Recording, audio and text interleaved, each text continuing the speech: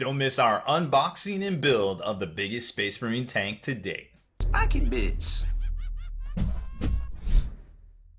Welcome back, Hobby Maniacs. I'm Rob Bear, and today we are going to unbox and build the Astraeus, the brand new super tank from Forge World. So let's jump over to their site right now and check it out.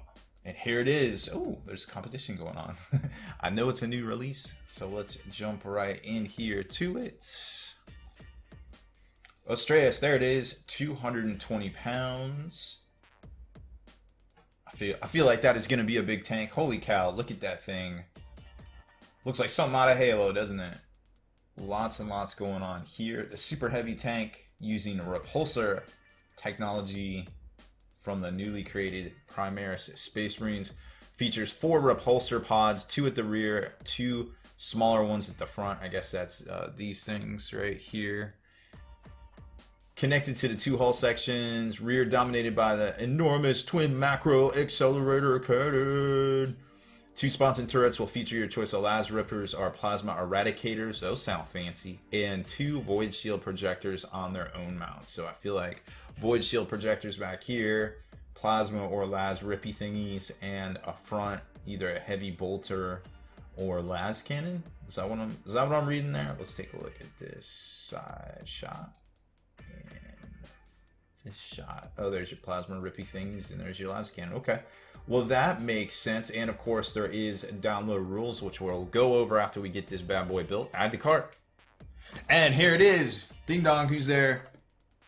UPS with some Forge World. Thanks, UPS. So it comes in the ginormous Titan box. Not many things come in this these days, but I am really digging it.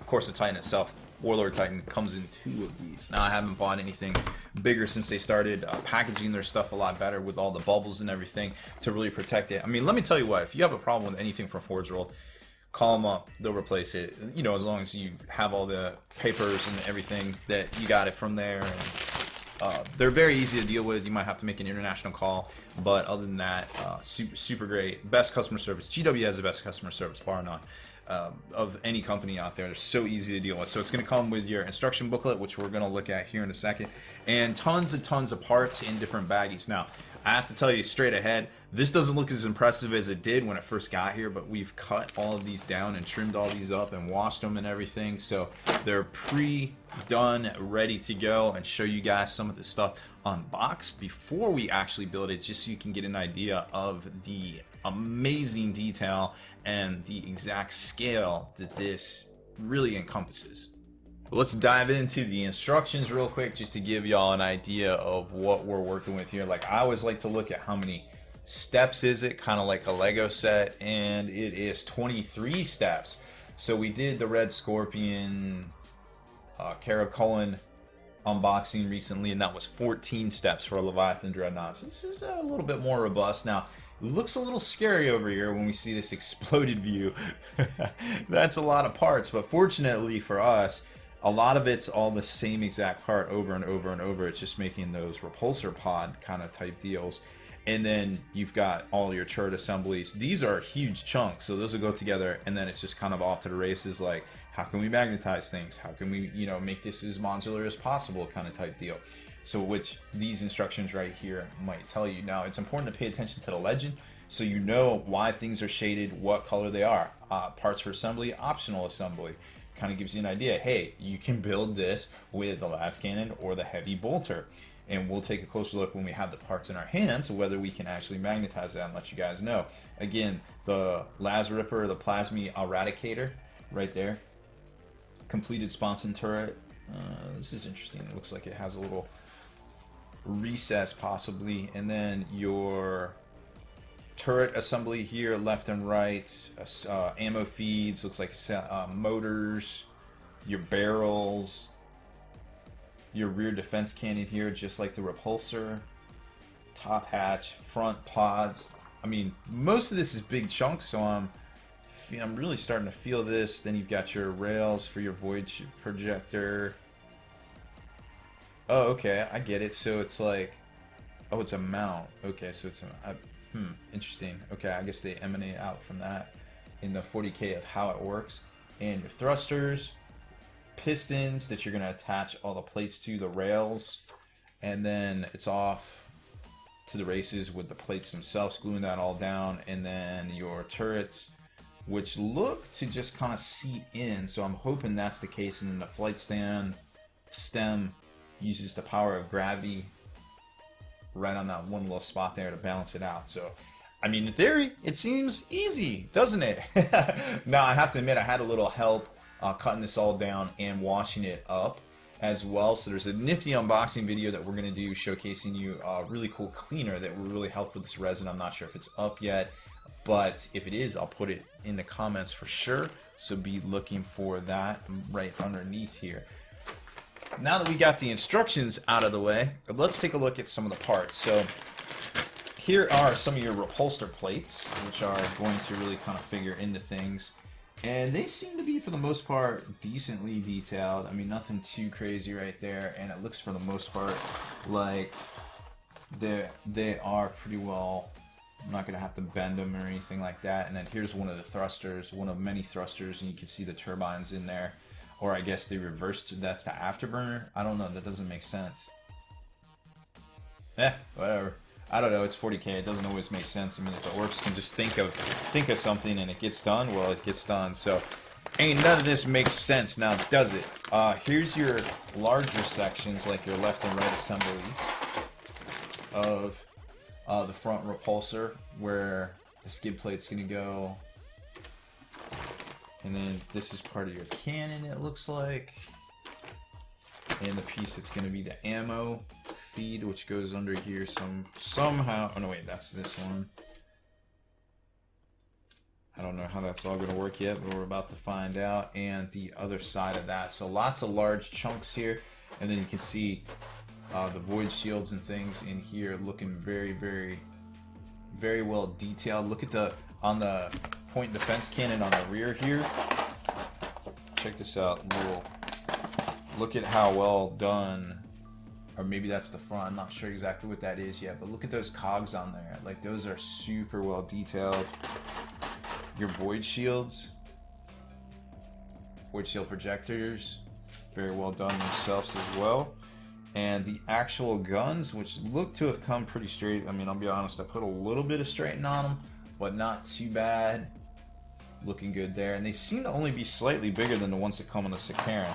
So that's kind of interesting. Let's jump ahead and show you kind of some of the big chunks instead of all this little fiddly stuff that kind of doesn't matter yet, because you're like, wait, what? I got to put like 13 of those on there. Here's the flight stem.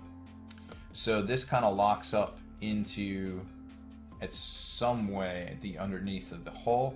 And then this looks to kind of seat in there as well and give you some rotating ability, but then it doesn't rotate all the way, so it looks like it'll just go left and right on like a 90. And then here's your larger piece, which we'll get some other tanks out here after we get this built and start sizing things up, but I can tell you right now, this is as big as a Land Raider. Like, just the chunk here that's going to get built on, and then the turret goes up here, your point defense back here, your pods right here, your anti-grav pods, and then the front section. This is literally as big as a Land Raider. So for being that big, and from most appearances being that straight, and look at all the detail down here, all the knurling and the vents and everything, all very well done from Forge World. Look at all the vents in here. This is a standout piece of resin, and it's a very, very large chunk. So I'm very hopeful that a lot of these will size together for us today. And we might as well get, it kind of reminds me of the Batmobile, doesn't it? Da-na-na-na-na. Oh no, sorry.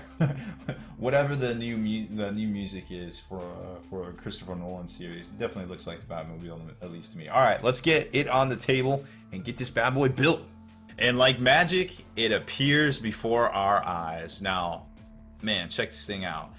I will admit, I was genuinely surprised at how easy and how well designed this kit is. Not that they aren't all well designed, but in the past we've seen maybe a few issues here or there. It's still got a little bit of water on it from where I had a heat gun some of the rails and such right here. So I just noticed it was a dripping right there. So you're going to have to use your whole gamut of hobby tools and arsenals and work out those hobby muscles on this thing. But it actually wasn't bad at all. About 2-hour build time. Took about a couple hours to scrape it all down and get all the seams taken care of and things. But I've got some pointers for you, some gotchas for you, and we're going to compare it and see just how big this thing is to a bunch of other common models out there in 40K. So here it is, and man, let me tell you what, this was, whew, man, I have so many things to say, so many feels on this kit. So first off, like I said, it was an enjoyable experience to put together. It's very, very modular. Let me show you my gotchas here on this particular one. Now this turret is going to be its own assembly, and you're going to have a little bit of a hard time getting it to kind of stay in tolerance, because what happens is you glue these ammo feeds right here together, and it's pincered here on this pivot, but the tolerances aren't 100% on that. So what I had to do, and it keeps wanting to be a little bit out of whack, but I put a little bit of poster tack in there. I kind of pulled it out like super thin and worked it into the gap with a knife. You can kind of see right there, there's still some in there, and what that's going to do is allow it that flexibility to give it that resistance. Now maybe it would just naturally do that with the paint after the primer, but I wasn't sure. It just seemed like it wasn't sitting right, so I went ahead and did that. So that was the first gotcha to be aware of. Here on this one, everything kind of went together, but the problem with resin, and you probably saw it in my Mastodon assembly video and even my Warlord assembly, oh, there goes the back storm bolter, was that if you don't get the same mold for all these same pieces, it's all going to be slightly out of tolerance with each other, whether it's from 1/16 of an inch, 3/16 of an inch, to even up to an 1/8 of an inch gap, which happened with my Mastodon, which I can't be mad about because I contacted Forge Roll and they sent me a brand new Mastodon. That's like a $500 kit. So yeah, I wasted some time on it, but they hooked it up for that inconvenience, because you know that's just the nature of the material we're working with here, folks. However, that being said, this one went together very well. There is several gaps, but everything lined up very well. Like you can see the gaps right here. You can see all these gaps down in here, which aren't too bad, and that can easily be filled with gap filler. But honestly, this is the bottom, so who cares at that point? You know what I'm saying? Like, I ain't gonna be mad about that. Back here, there was a few gaps, but nothing too awfully crazy. And I only had to use the heat gun on a few of these parts here just to get them straight. These little rail thingies right here that I guess are part of the void shield technology or something, a void shield mount. I'm not super worried about it. Everything went together well. The turret fits in here gravity-like, just like battleships of old. These actually don't rotate up and down. They slide in, and there's a socket and some little stubs, so they actually lock right in. You cannot turn these. These there's no room for magnets in here. They're slotted. I mean, you could magnetize it, but it's hard to magnetize a slot. I mean, there's no real space for like a circle, so I didn't worry about it too much. They're just kind of placed into there with a little bit of glue. I can pop them out if I need to. I'm not exactly sure how to equip this thing quite yet. I think this is an upgrade for the tank itself, so I'm not too worried about that. Up front here, it looks like that las cannon is starting to come off. I have to re-glue that one. But you can switch out between the heavy bolters and the las cannon on the front. Nothing too big to worry about. Another cool thing when you're assembling these together, I don't know if you can see it there, but the scratches, I go left and right like X's. And what that does is that gives a little bit of grip between the two pieces for the glue to actually adhere into. And you can kind of see, this is a good example how it expanded and then got down in those grooves, and it gives it extra strength down in there. And this is the flight stand that locks into there. You put the nub in the front. Now, I don't know if you can see the detail. Let me look over here on my monitor. And it looks like you almost can. You see those ridges there, those lines? It almost appears like this was 3D printed as a master. And then you can see where they cast it up in clear resin, which is very, very innovative of them and allows them to save a lot of cost. And there's a curve to this, and the front goes right there. And what that's going to do is allow you to get that 90 degrees of pew, pew, pew, pew, pew. So when you put it back down, and start going pew pew pew pew pew pew pew pew. It's super fun. And put your turret on, and away you go. This thing actually flies. So literally away you go. Now overall, I think it's a great kit. It went together well. We still got a lot to talk about though, so don't go anywhere. All right, so let's compare this to, what do we got laying around here? Oh, Baneblade! You get a Baneblade and you get a Baneblade. There's a Baneblade. Well, Shadow Sword, I lied. But whatever, you get the idea. So check it out. It is literally as big as a Baneblade from pretty much the profile overall. Might be a little bit wider, I suppose. But for the most part, it is about the same size as a Baneblade. That was interesting to see. I figured it was going to be air quotes bigger, but it is not. And then, of course, the repulsor tank, this namesake that it borrowed a lot of this technology from, and you can almost say that the front is almost very similar here, except for it's not a troop carrier.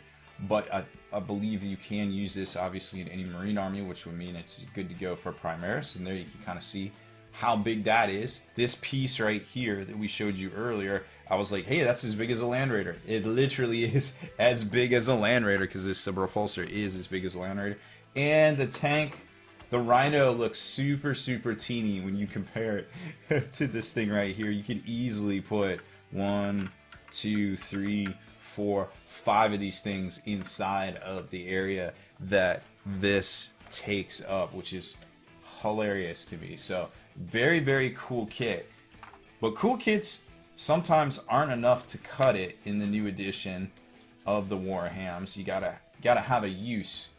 You gotta bring something to the table, so to speak. So let's go. There's the Stormbolter. This is like the point defense rear cannon, and this is probably one of the only things I don't like about this kit, is it just sits in here and I guess it just flops out, which is similar to the repressor deal right there on each side. And it almost looks like it's the same exact 3D piece, but cast in resin. Wow, how crazy is that? Oh my gosh, it literally is. They are using the same files. That is literally identical. That is identically. I don't have the magnetized piece right there, so I guess I can't say 100% on the front. But just looking at it right there, minus the weapon, that is nearly a carbon copy. I suppose that little line's a little bit different, but wow, that is very, very similar. That's eerily similar that they have that level of technology that they can cut and paste over from a plastic kit. Wow, that's crazy. I mean, this right here is actually a plastic kit ring too. This is literally the same one. Do I have one here that'll pop off? No, of course I don't. Why would I have things that matter? But I mean, you can see it right there. Literally the same. I would just push fit that down. Literally the same as well. So we know they got the technology, and each and every kit that comes out really is a good reminder of just what kind of technical prowess or beatstick Games Workshop has. All right, let's jump over to the rules and talk about that some. So here we are on Forge World's site once again. I can't remember a time when I wasn't browsing Forge World. If there is rules available for the kit, you can always click on the download link and it'll pop you up a PDF. There's a lot of things in here that you can still find. This is a 2-pager with the points at the bottom. There are the points, so it's 500 plus all of these options here.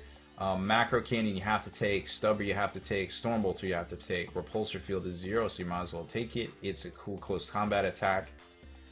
Plasma eradicator is the upgrade. Las Ripper is 30, twin las cannon is 50, and a heavy bolter in the front is 17. So let's see, what does it come with?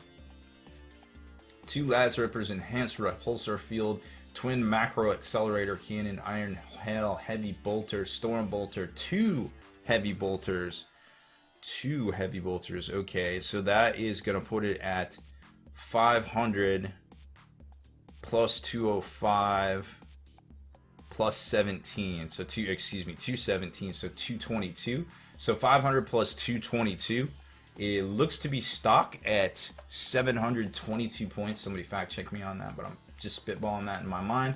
Movement is 12 inches. It can fly.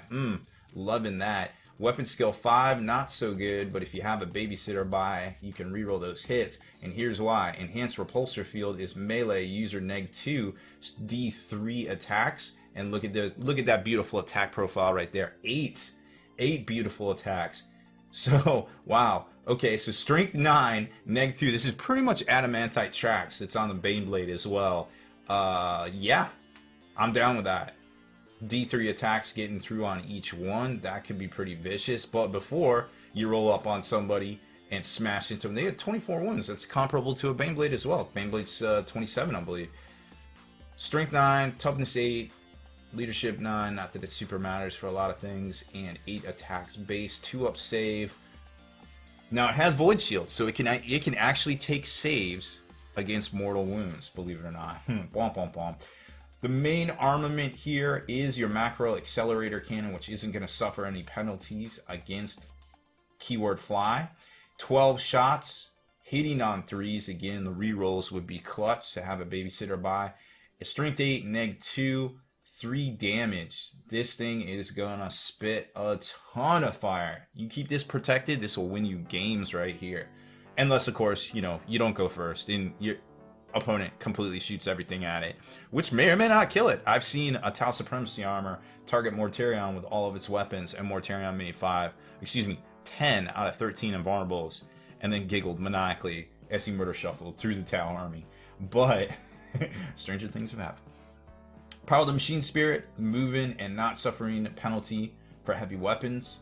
Hover Tank, that's just because it's so big, you can pretty much measure that anywhere on it, and it counties. Enhanced Repulsor Field, subtract 3 from any charge rolls to declare it as a target. And of course, it is a Steel Behemoth, so it's going to be bouncing back and forth, nimbly, bimbly, and firing its weapons if the enemy is within 1 inch of it. There is no stopping this thing unless you kill it. It explodes if the model is reduced to 0. Okay, it's going to blow up on 6. That's not as big of a deal. And Void Shields, once again, you are allowed to take saves against reuse to negate mortal wounds. And mortal wounds are ignored if the save. I forgot the exact wording here, so I'm just reading it as we go. It doesn't count for the model's plasma eradicators. That's cool they put that in there. Wow. Well, alright then. This thing is literally a brick house of awesomeness. For 777 points, I think now it's cheaper than a Falchion with the points changes from chapter approved.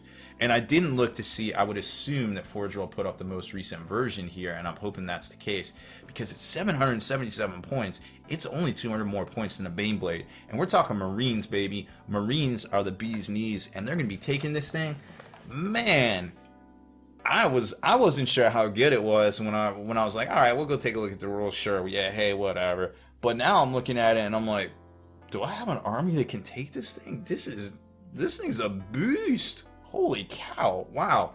All right. Well, that you heard it here first, or second, or third, or whatever. I'm just happy you're here watching the video, hanging out with us, giving me a reason to put together all these toys and have some fun with you. So if you like these kind of features here on this channel, make sure you work out your hobby muscles, hit that subscribe button, turn on notifications, be the very first to like and comment on all these video features here on the channel. Deleted scenes, bonus content, and all the interviews and post-game wrap-up videos can be located in the Hall of Veterans on thelongwar.net. Visit thelongwar.net today and try a week completely free with no strings attached. That's not all. Thelongwar.net is also your hobby resource for exclusive early access with an ad-free experience to all your favorite videos. Members of the Hall of Veterans gain early exclusive access to multiple hobby videos.